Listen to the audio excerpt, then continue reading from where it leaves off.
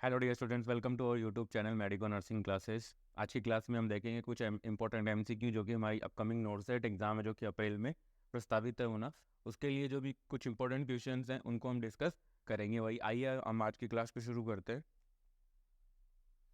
आज की क्लास का हमारा पहला क्वेश्चन है। फर्स्ट क्वेश्चन, जैसा कि आप स्क्रीन पे देख रहे हैं कि सोशल स्ट्रेटिफिकेशन इम्प्लाइज कि सोशल स्ट्रेटिफिकेशन है वो क्या इम्प्लाइज करता है।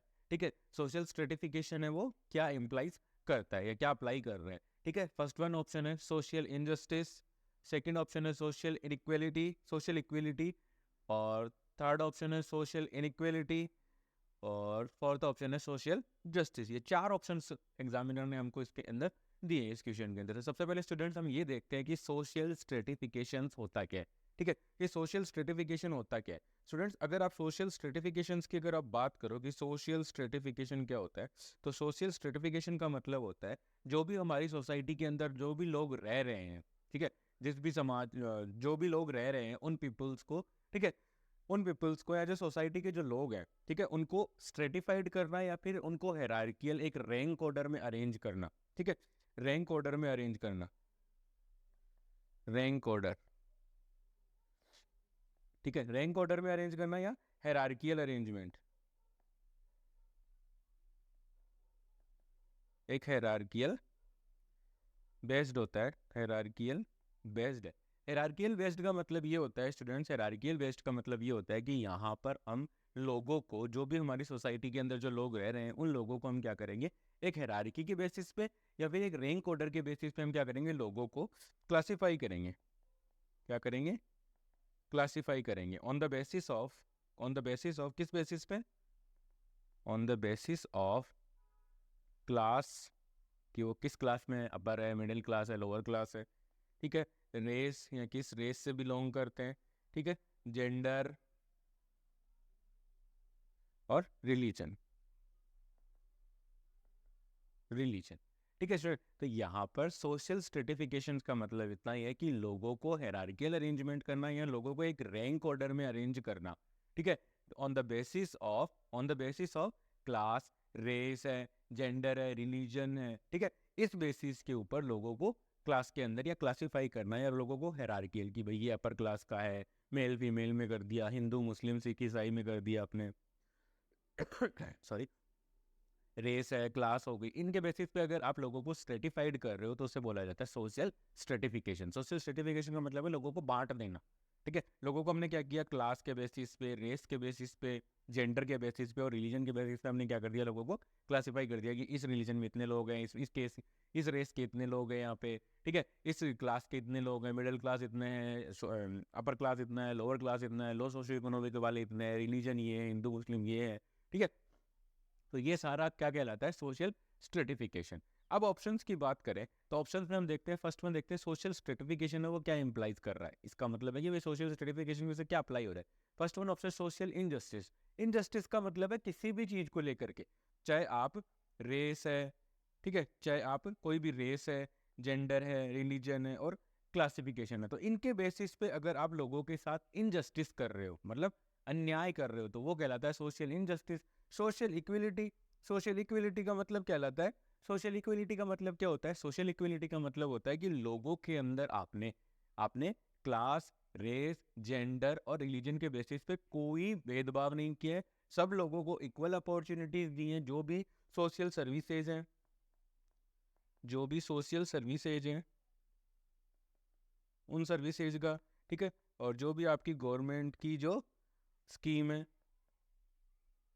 उनका, उनके लिए आपने लोगों के अंदर कोई भेदभाव नहीं किया है, कोई आपने डिसइक्विलिब्रियम क्रिएट नहीं किया है, लोगों के अंदर कोई आपने इनइक्वलिटी क्रिएट नहीं की है। सब लोग इक्वल तरीके से बराबर बराबर, चाहे वो किसी भी रेस का होगा, चाहे वो किसी भी रिलीजन का होगा, चाहे वो कोई भी क्लास का होगा, चाहे उसका कुछ भी जेंडर होगा, वो सब अगर सोशली सर्विसेज है, जो गवर्नमेंट की स्कीम्स है, जो सोसाइटी के अदर वर्क्स है, फॉर्म्स है, उनके अंदर वो अगर वो इक्वली पार्टिसिपेट कर सकते हैं तो वो कहलाता है आपका सोशल इक्विलिटी। सोशल इनइक्विलिटी का मतलब जस्ट अपोजिट, कि आपने इन रेस, रिलीजन के आधार पे अगर आप डिस्क्रिमिनेशन क्रिएट कर देते हो, ठीक है, डिस्क्रिमिनेशन क्रिएट कर देते हो कि भाई हाँ, हिंदू लोग इस यहाँ नहीं कर सकते, ये नहीं कर सकते, या मुस्लिम ये नहीं कर सकते, सिख ईसाई ये नहीं, ये जो भी कर देते हो उसे बोला जाता है सोशल इनइक्वेलिटी। और सोशल जस्टिस का मतलब होता है न्याय करना।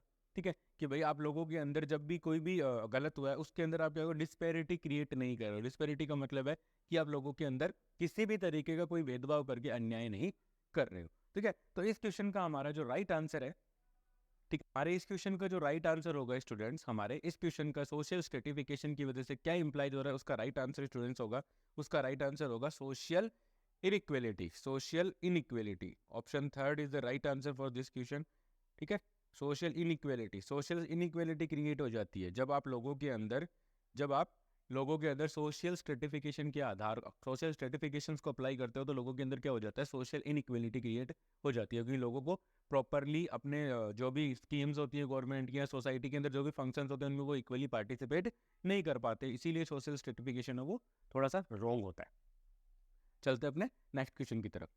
नेक्स्ट क्वेश्चन क्या कह रहा है, हमारा नेक्स्ट क्वेश्चन है involuntary passage of stool in an individual is called. कि involuntary passage of stool, involuntary, involuntary का मतलब हो गया कि इंडिविजुअल का कोई भी कंट्रोल नहीं है। ठीक है, individual has no control, has no control, no control on stool pass. Stool pass करने के अंदर, स्टूल पास करने की जो प्रोसेस है, डिफिकेशन की जो प्रोसेस होती है उसके अंदर अगर इंडिविजुअल का कोई भी कंट्रोल नहीं रहता है और इनवॉलेंट्री स्टूल का पास हो रहा है तो वो क्या कहलाता है। इस क्वेश्चन में एग्जामिनर ने हमसे यही पूछा है। ठीक है स्टूडेंट, तो फर्स्ट वन है, इसका ऑप्शन है फीकल इंफेक्शन, सेकंड ऑप्शन है फीकल इनकॉन्टिनेंस, थर्ड है कॉन्स्टिपेशन और फोर्थ है फ्लैटुलेंस। ठीक है, तो हम एक एक ऑप्शन को थोड़ा सा डिस्क्रिप्टिव तरीके से पढ़ते हैं ताकि हमें इनका पता चले कि इनका क्या मीनिंग होता है, ताकि अगर आगे किसी क्वेश्चन में ये पूछा जाए तो हम उसको अच्छे से आंसर कर सके। ताकि इनका मीनिंग पता होगा तो इनसे रिलेटेड अगर आगे कोई क्वेश्चन आएगा तो हम उसको इजीली आंसर कर पाएंगे। तो फर्स्ट वन स्टूडेंट्स हम देखते हैं कि फ्लैटुलेंस। फ्लैटुलेंस का मतलब होता है gas formation, gas formation in the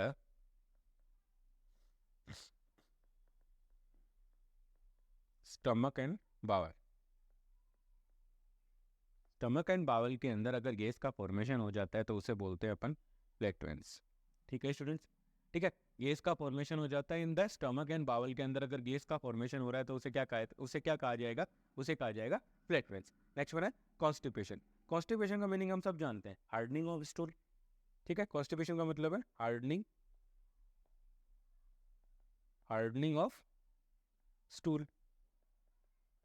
stool है वो हार्ड हो जाता है जब हमारी स्मॉल इंटेस्टाइन के अंदर एक्सेसिव एब्जॉर्प्शन हो जाता है, वाटर का एब्जॉर्प्शन ज़्यादा हो जाता है, तो वहाँ पर जो भी फीकल मटेरियल बना हुआ है हमारे फूड कंटेंट्स के थ्रू, ठीक है, और जो फूड कंटेंट्स के डाइजेशन के बाद जो फीकल कंटेंट्स बनते हैं उन फीकल कंटेंट्स के अंदर से अगर वाटर, जो स्मॉल इंटेस्टाइन है, लार्ज इंटेस्टाइन है, वो अगर वाटर को पूरी तरह से एब्जॉर्ब कर लेगी तो जो कंटेंट थे वो क्या हो जाते हैं, हार्ड हो जाते हैं। और जब भी डिफिकेशन की प्रोसेस होती है, जब भी कोई इंडिविजुअल स्टूल को पास करता है तो उस समय उसको क्या होता है, काफ़ी प्रॉब्लम्स होती हैं, उसे बोलते हैं अपन constipation. Faecal incontinence, faecal incontinence का मतलब होता है students involuntary, involuntary passage of, involuntary passage of stool. Stool का इनवॉलेंट्री पास हो जाना, स्टूल का इनवॉलेंट्रीली पास हो जाना, वो कहलाता है आपका फीकल इनकॉन्टिनेंस। तो यही इस क्वेश्चन का क्या है, राइट आंसर है। ठीक है, इनवॉलेंट्री पास हो रहा है उसे बोला जाएगा फीकल इनकॉन्टिनेंस। नेक्स्ट वन है आपका, हमारा एक ऑप्शन बच गया है, वो है फीकल इम्पेक्शन। फीकल इम्पेक्शन, इम्पेक्शन को अगर आप देखो स्टूडेंट्स तो फीकल इम्पेक्शन का मतलब होता है stool is stuck in, stool is stuck in, stuck in bowel due to prolonged constipation, due to prolonged constipation। prolonged constipation रहने, इंडिविजुअल को prolonged constipation रहने की वजह से वहाँ पर क्या होता है, स्टूल होता है वो काफ़ी लंबे टाइम तक बाउल के अंदर स्टक रह जाता है, चिपका हुआ रह जाता है। ठीक है, उसी को बोलते हैं हम फीकल इम्पेक्शन। ठीक है स्टूडेंट, आई होप आप लोगों को समझ में आ रही होंगी। ये भी हमारी जो MCQ सीरीज चल रही है, आई होप ये आपकी नर्सिंग ऑफिसर रिक्रूटमेंट एग्जामिनेशन की प्रिपरेशन में आपकी हेल्प कर रही होगी, नोट सेट की प्रिपरेशन में आपकी हेल्प कर रही होगी। प्लीज़ अगर किसी भी स्टूडेंट्स को कोई भी हमारी एमसीक्यू से रिलेटेड कोई भी प्रॉब्लम हो तो प्लीज़ आप कमेंट सेक्शन में जरूर बताइए। आपको समझ में नहीं आ रही है कोई क्वेश्चन का आप री एक्सप्लेनेशन चाहते हो, प्लीज़ आप कमेंट सेक्शन में बताइए, मैं डेफिनेटली उसका आंसर करूँगा। तो इस क्वेश्चन का राइट आंसर हमें मिल गया कि involuntary passage of stool in individual is known as faecal incontinence. Faecal incontinence का मतलब होता है वो अपना स्टूल है उसको उसके कंट्रोल नहीं कर पा रहा है, ठीक है, उसे कहते हैं फिकल इनकॉन्टिनेंस। नेक्स्ट क्वेश्चन पे चलते हैं। नेक्स्ट क्वेश्चन है changes in behaviour resulting from practice. Changes in behaviour, behaviour के अंदर क्या हो रहा है, चेंज हो रहा है, ठीक है, बिहेवियर के अंदर क्या हो रहा है, चेंज हो रहा है, और रिजल्टिंग फ्रॉम किस वजह से हो रहा है, प्रैक्टिस की वजह से।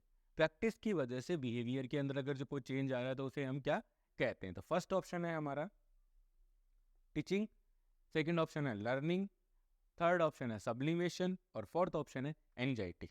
ठीक है स्टूडेंट्स, तो अब यहाँ पे हम देखते हैं कि हमसे ये पूछा गया है कि भाई टीचिंग जो बिहेवियर के अंदर क्या हो रहा है, चेंजेज हो रहा है। बिहेवियर के अंदर अगर चेंज हो रहा है, कोई भी चेंज अगर बिहेवियर के अंदर आ रहा है रिजल्टिंग फ्रॉम प्रैक्टिस की, बार बार प्रैक्टिस करने की वजह से अगर किसी इंडिविजुअल के बिहेवियर में अगर कोई चेंज आ रहा है तो उसे हम क्या कहेंगे, तो उसे हम क्या कहेंगे। फर्स्ट वन हम देखते हैं स्टूडेंट्स, एंजाइटी। एंजाइटी का मतलब होता है students fear from anything, any situation, fear from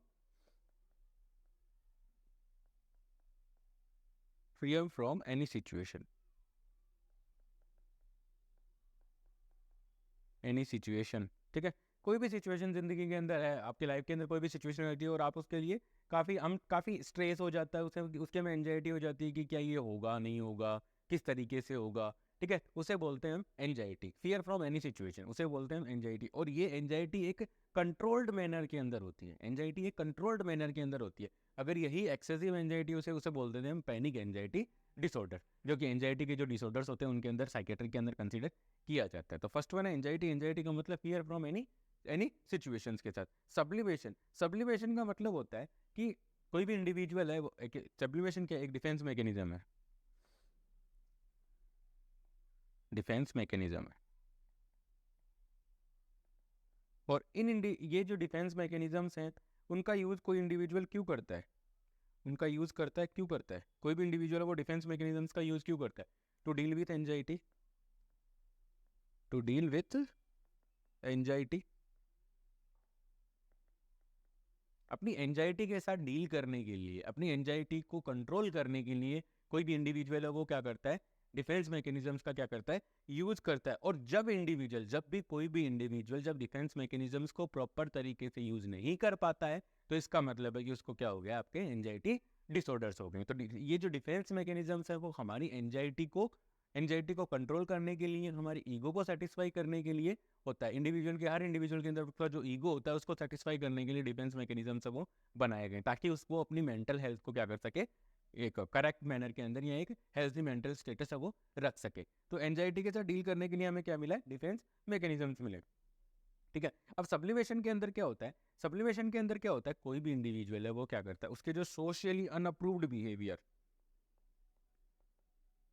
socially unapproved, socially unapproved behaviour को वो क्या कर देता है, चेंज इनटू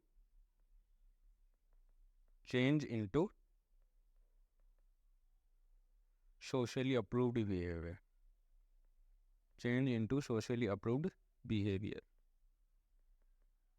ठीक है। सोशली अप्रूव्ड बिहेवियर के अंदर कोई भी इंडिविजुअल उसे चेंज कर लेता हो तो उस डिफेंस मैकेनिज्म को हम क्या बोलते हैं, सब्लिमेशन बोला जाता है। जैसे कि कोई एक वुमन है वो अपने ब्रेकअप के बाद, मतलब उसका कहीं ब्रेकअप हो गया, उसके बाद वो ब्रेकअप से जो भी स्ट्रेस हुआ या जो भी उसको नॉलेज मिली, जो भी उसको स्ट्रेस हुआ, उस स्ट्रेस की वजह से उसने अपनी लाइफ को चेंज करने के लिए ब्रेकअप के बाद उसने क्या किया, अपना home improvement project, home improvement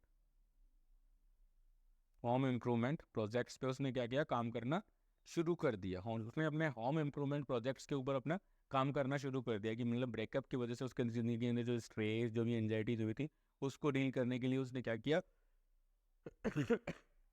sorry, उसको डील करने के लिए, एंजाइटी और जो स्ट्रेस हुआ था ब्रेकअप की वजह से उसको डील करने के लिए उसने क्या किया, वहाँ पे होम इम्प्रूवमेंट प्रोजेक्ट्स पे उसने काम करना शुरू कर दिया। तो क्या हुआ, धीरे धीरे उसने अपने होम इम्प्रूवमेंट प्रोजेक्ट्स के अंदर अपना ध्यान लगाया, मन लगाया, जिसकी वजह से क्या हुआ, उसका वहाँ ब्रेकअप से ध्यान हटके उसका वहाँ पर उसका काम करने का मन अपने आप करने लग जाता है। नेक्स्ट वन है लर्निंग। लर्निंग क्या होती है? जो कुछ भी हम अपने बिहेवियर के अंदर जो भी कुछ लेकर के आ रहे हैं, चाहे वो प्रैक्टिस के थ्रू लेकर के आए, देख के प्रैक्टिस करके लेकर के आते हैं, उसे हम बोलते हैं लर्निंग। तो बिहेवियर के अंदर अगर कोई चेंज हो रहा है resulting from practice, that is known as learning. ये लर्निंग की वजह से होता है, और लर्निंग बाय डूइंग की वजह से ये होता है। ठीक है, बिहेवियर के अंदर प्रैक्टिस के अंदर जो भी चेंज आ रहे हैं वो आ रहे हैं लर्निंग बाय डूइंग। ठीक है, आई होप आप लोगों को समझ में आ रहा होगा। नेक्स्ट वन है टीचिंग। टीचिंग का मतलब है आप किसी को क्या करवा रहे हो? स्टडी करवा रहे हो। ठीक है, टीचिंग के अंदर मतलब क्या हो गया? आप किसी चीज़ के बारे में किसी को नॉलेज थ्रो कर रहे हो, थ्रो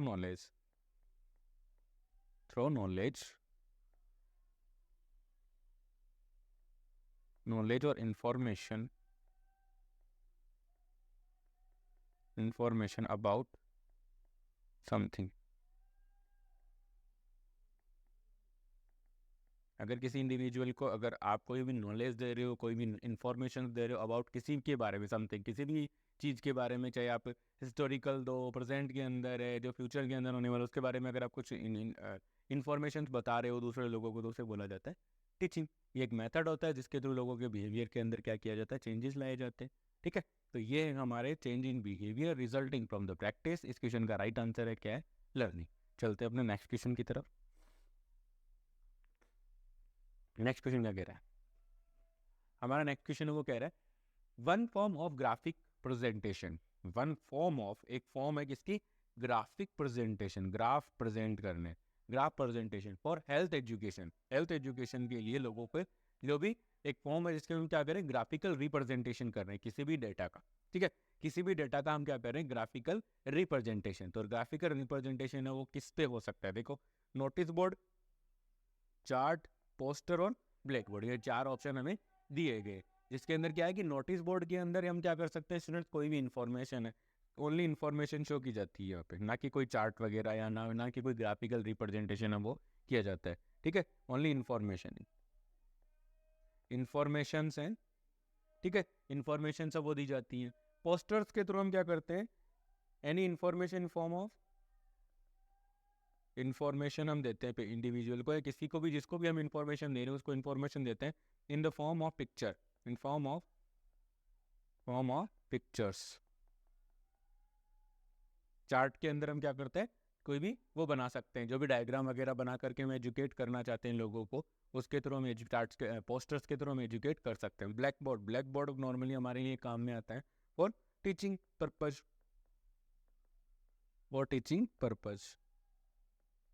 ठीक है, ब्लैक बोर्ड के ऊपर चार्ट है, ग्राफिकल रिप्रेजेंटेशन से वो कभी नहीं किया जाता है। ग्राफिकल रिप्रेजेंटेशन किया जाता है, वो किया जाता है आपका चार्ट्स के ऊपर किया जाता है। ग्राफिकल रिप्रेजेंटेशन किया जाता है कहाँ किया जाता है? चार्ट्स के ऊपर। जो भी ग्राफ पेपर आते हैं उनको बोला जाता है चार्ट, और उनके अंदर जाकर के उनके ऊपर क्या किया जाता है?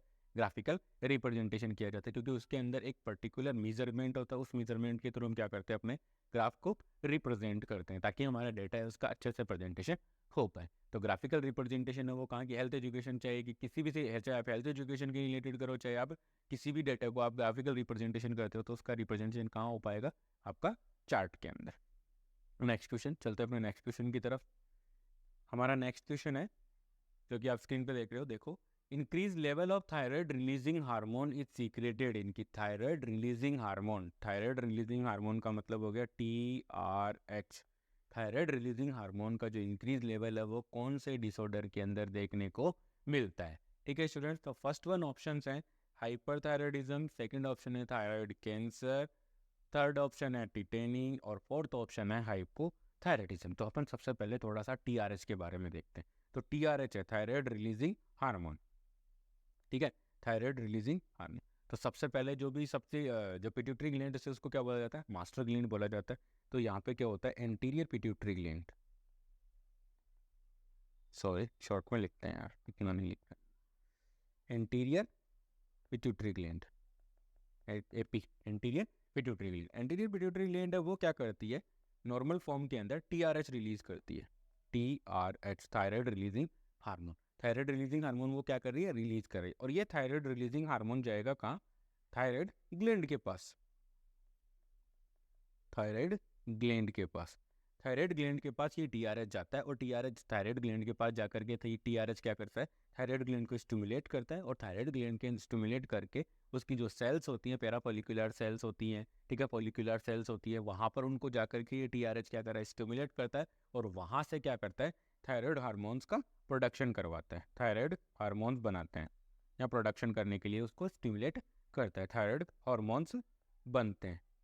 ठीक है, तो अब हमें ये देखना है कि ऐसा कौन सा डिसऑर्डर, ये अपना नॉर्मल फॉर्मूला या नॉर्मल फिनोमिना हो चुका है, जिसके अंदर नॉर्मली एंटीरियर पिट्यूटरी ग्लैंड से क्या हो रहा है, थायराइड रिलीजिंग हार्मोन निकल रहा है और ये थायराइड रिलीजिंग हार्मोन है वो क्या करता है, थायराइड ग्लैंड के पास जाता है ब्लड सर्कुलेशन के थ्रू और ब्लड सर्कुलेशन में थायराइड ग्लैंड के पास जाकर के इसमें क्या होता है, इस थायराइड रिलीजिंग हार्मोन की वजह से थायराइड ग्लैंड्स क्या करती है, थायराइड हार्मोन का प्रोडक्शन करती है। तो ये नॉर्मल प्रोसेस है, तो ये तो यहाँ पर है, तो यहाँ पर तो आपका कोई भी डिसऑर्डर नहीं है। लेकिन ऐसा कोई डिसऑर्डर हो जाता है जिसकी वजह से ये टीआरएच का जो लेवल है वो क्या हो जाता है, बढ़ जाता है। ठीक है, टीआरएच का जो लेवल है वो क्या हो रहा है स्टूडेंट्स, इंक्रीज हो जाता है। टीआरएच का जो लेवल है वो इंक्रीज हो जाता है, तो वो किस डिसऑर्डर के अंदर होगा हमें यही देखना है। ठीक है, ऑप्शंस की बात करें, ऑप्शंस की बात करें तो हाइपरथायराइडिज्म, फर्स्ट वन ऑप्शन अपना हाइपरथायराइडिज्म। हाइपरथायराइडिज्म का मतलब होता है कि थायराइड ग्लैंड से जो बनने वाले हार्मोन्स है उनका लेवल है वो क्या हो चुका है, ज़्यादा हो चुका है। तो थायराइड ग्लैंड से जो बनने वाले हार्मोन्स है उन जरूरी नहीं है कि वो टीआरएच का लेवल इंक्रीज होने की वजह से ही हुआ हो, क्योंकि नॉर्मली टीआरएच लेवल है वो कब बढ़ेगा, जब ग्लैंड है वो स्टिमुलेट नहीं हो रही है। ठीक है, टीआरएच की वजह से अगर वो बहुत ज़्यादा प्रोडक्शन कर रही है तो वो डिसऑर्डर क्या कहलाता है, आपका हाइपरथायराइडिज्म, जो कि इस क्वेश्चन का आंसर नहीं है। नेक्स्ट वन है थायराइड कैंसर। थायराइड कैंसर के अंदर नॉर्मली क्या होता है, ये इस क्वेश्चन का राइट आंसर नहीं है। क्यों? क्योंकि थायराइड इसमें टीआरएच का लेवल, थायराइड कैंसर के अंदर टीआरएच का, थायराइड रिलीजिंग हार्मोन का लेवल, थायराइड रिलीजिंग हार्मोन का लेवल आपको कभी भी थायराइड कैंसर के अंदर इंक्रीज देखने को नहीं मिलेगा। अगर टीआरएच का लेवल है इंक्रीज है, ठीक है, तो इसका मतलब है कि एंटीरियर पिट्यूटरी ग्लैंड के अंदर भी डिसऑर्डर हो सकता है। तो वो तो एंटीरियर पिट्यूटरी ग्लैंड के अंदर जरूरी नहीं है टीआरएच ही बढ़े, अगर वहाँ डिसऑर्डर होगा तो बहुत सारे रिलीजिंग हार्मोन्स है वो क्या हो जाएंगे, वहाँ पे बहुत ज़्यादा इंक्रीज लेवल के अंदर आपको देखने को मिलेंगे। थायराइड कैंसर के अंदर तो thyroid hormone, only thyroid hormones है उनका लेवल क्या होता है, इंक्रीज होता है। नेक्स्ट थर्ड वन ऑप्शन अपना टिटेनी। टिटेनी का मतलब होता है मस्कुलर स्पाज्म आ जाता है, पूरी बॉडी के अंदर जो मस्कुलर मसल्स होते हैं उनके अंदर कैल्शियम की डिफिशियंसी हो जाती है, जिसकी वजह से क्या होता है, मस्कुलर स्पाज्म आ जाता है। तो ये टिटेनी भी इसका आंसर नहीं होगा। फोर्थ वन इसका आंसर जो कि राइट आंसर है वो इसका राइट आंसर क्या है, hypothyroidism. In case of hypothyroidism students क्या होता है, नॉर्मली क्या हो रहा था, नॉर्मली ये एंटीरियर पिट्यूटरी ग्लैंड से थायराइड रिलीजिंग हार्मोन आ रहा था, थायराइड ग्लैंड के पास आया, थायराइड ग्लैंड ने क्या किया, थायराइड हार्मोन का प्रोडक्शन कर दिया।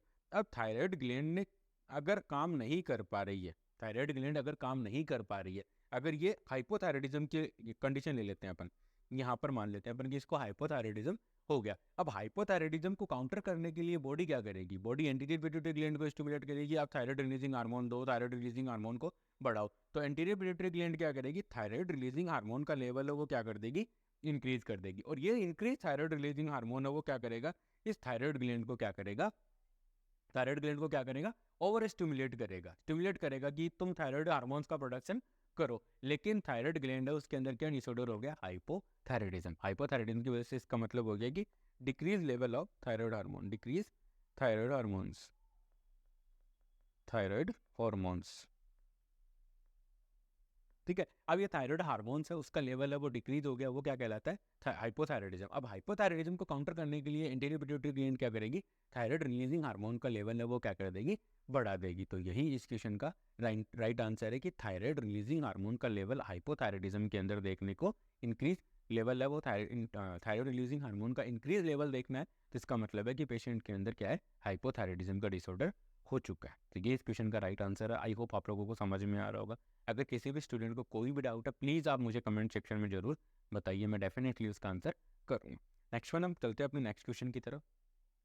नेक्स्ट क्वेश्चन है disorder cause by the lack of insulin. सबको पता है, सब इजीली इसके बारे में जानते हैं। ठीक है, तो इस पर हम ज़्यादा टाइम वेस्ट नहीं करेंगे अपना। तो disorder cause by the lack of insulin, lack of insulin की वजह से क्या होता है, ठीक है, देखो अगर दो प्रकार की चीज़ें होती हैं, ठीक है, एक होता है डायबिटीज मेलाइटस टाइप फर्स्ट, इसके अंदर क्या होता है, इंसुलिन का प्रोडक्शन अपसेंट, मतलब अपसेंट इंसुलिन, अपसेंट इंसुलिन। यहां पर इंसुलिन है वो बिल्कुल भी प्रेजेंट नहीं है। प्रोजेक्ट नहीं है का मतलब है कि इंसुलिन की टोटल डिफिशियंसी है, वहाँ पर इंसुलिन पेनक्रियाज के थ्रू इंसुलिन का कोई प्रोडक्शन नहीं हो रहा है। वो क्या कहलाता है? डायबिटीज टाइप फर्स्ट कहलाता है। एक होता है डायबिटीज टाइप सेकेंड। इसमें क्या होता है? Lack of insulin. Lack of insulin का मतलब हो गया कि यहाँ पर इंसुलिन का प्रोडक्शन तो है, लेकिन जितनी बॉडी की रिक्वायरमेंट है उतना प्रोडक्शन नहीं है इंसुलिन का। इस वजह से वहाँ पर क्या हो रहा है? ग्लूकोज का जो लेवल है वो ब्लड के अंदर इंक्रीज हो जाता है, हाइपरग्लाइसीमिया में देखने को मिलता है। ठीक है, तो यहाँ पर इस क्वेश्चन का राइट आंसर अपना होगा डायबिटीज मेलाइटस। इस क्वेश्चन का राइट आंसर क्या होगा? डायबिटीज मेलाइटस, सीधा आंसर है। नेक्स्ट में हम बात करते हैं अपने बाकी बचे हुए ऑप्शंस की। इसमें हम देखते हैं तो डायबिटीज इंसिपिडिस है। इंसिपिडिस में क्या होगा? एडीएच एंटी डाययूरेटिक हार्मोन की डिफिशियंसी हो जाती है डायबिटीज इंसिपिडिस के अंदर। ठीक है, और नेक्स्ट वन है गोइटर। गोइटर है अपना थायराइड ग्लैंड का डिसऑर्डर है, थायराइड ग्लैंड। इसमें क्या होगा? गोइटर के अंदर क्या होता है? Enlargement of thyroid gland, enlargement of thyroid gland. Thyroid gland का वहाँ पर क्या हो जाता है? Enlargement. Hyper cortisone, hyper cortisone का मतलब हो गया आपका Cushing syndrome, Cushing syndrome. Hyper cortisone का मतलब कि जो कॉर्टिसोल हार्मोन्स है, मिनरलोकॉर्टिकॉइड है, ग्लूकोकॉर्टिकॉइड है, उनका लेवल है वो क्या हो जाता है? इंक्रीज हो जाता है। और वो कब कहाँ देखने को मिलता है? कुशिंग सिंड्रोम के अंदर हमें देखने को मिलता है। ठीक है, नहीं चलते हैं नेक्स्ट। आज की क्लास में इतना ही। आई होप मेरे द्वारा प्रोवाइड किए जा रहे नोट सेट एमसीक्यू सीरीज है वो आप सबकी नोट सेट की प्रिपरेशन में आपकी हेल्प कर रही होगी। Please like share and subscribe. Thank you so much.